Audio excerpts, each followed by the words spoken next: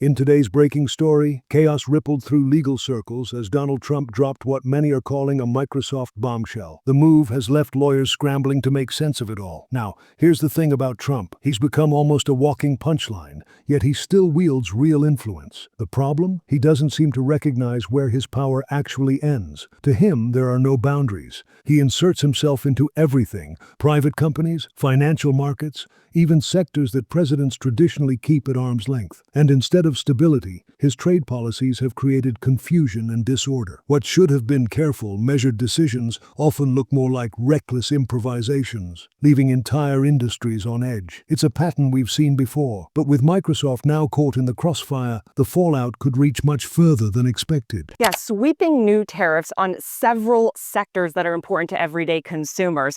Pharmaceuticals, 100% tariff on pharmaceuticals that are imported into the United States. They have to be brand name and some ingredients as well. But this certainly will increase the price of drugs here in the United States. Even though you have U.S. manufacturers that are producing here in the United States, they still get a lot of ingredients from abroad. Also, cabinets, vanities for your kitchen, looking to do a home renovation, that will probably start costing you a little bit more. We already know that furniture companies have seen price pressures because of tariffs on key countries like China and Vietnam. Now this is a blanket tariff on these items coming in from anywhere in the world. And also, unupholstered furniture, 30% tariff, again, normally made in places like China and Vietnam, already seeing high tariffs, going to cost you an extra 30% if it's coming from anywhere else. Furniture is already up 4.7% on an annual basis. And then on heavy trucks, importing heavy trucks, 25% tariff. We do get here in the United States most of our heavy trucks from Mexico, 78%. He's not just shaking markets, he's targeting his critics head on. But there's people under him who have to execute these orders. So to his henchmen, I would say this: Donald Trump just told you to do something illegal. He told you to do something unconstitutional. It's never too late to do the right thing. You could push back, you could become whistleblowers, you could protect the Constitution. Now, I'm under no illusion that a lot of those people will not do that. And so if they take the second path, then I would say this, Jen: if they don't do the right thing, we are watching.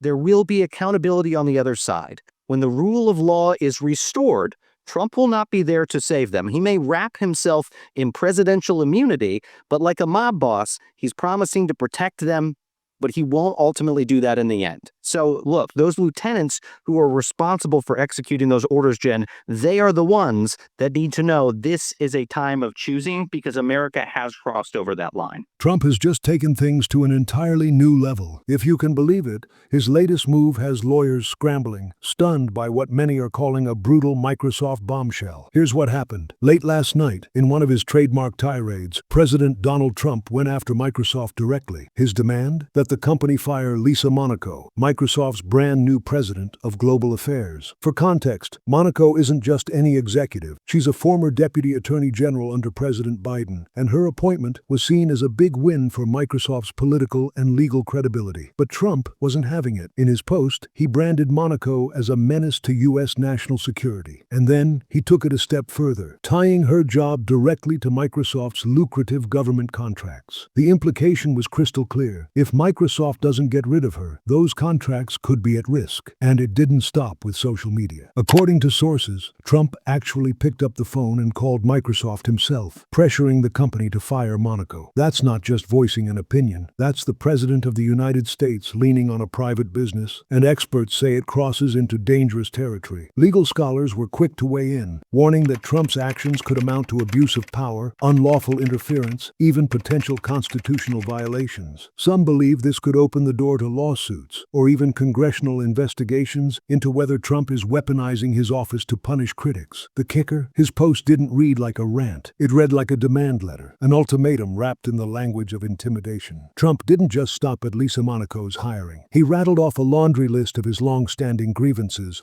from the Russia investigation to the Mar-a-Lago raid, before demanding that Microsoft immediately fire her. And let's be clear, coming from the president, that's not a suggestion. It's a threat. twist. Then came another twist. Conspiracy theorist Laura Loomer publicly claimed credit for alerting Trump to Monaco's appointment. That revelation sparked fresh concerns about how fringe voices might be influencing presidential decisions. Decisions aimed not at policy, but at punishing major American companies. And so, the issue now goes beyond politics. This is about legality. Trump's attempt to strong-arm Microsoft, both in public and behind closed doors, has lawyers across the country scrambling to figure out what exactly this means. Was it just empty bluster, or has the president crossed the line into a full-blown abuse of power, one that could carry serious legal consequences? And that wraps things up for today's video. If you found this breakdown interesting, don't forget to hit that like button. It really helps the channel grow. Make sure you're subscribed and have the notifications on so you don't miss what's coming next. Thanks for watching, take care of yourself, and I'll see you in the next one.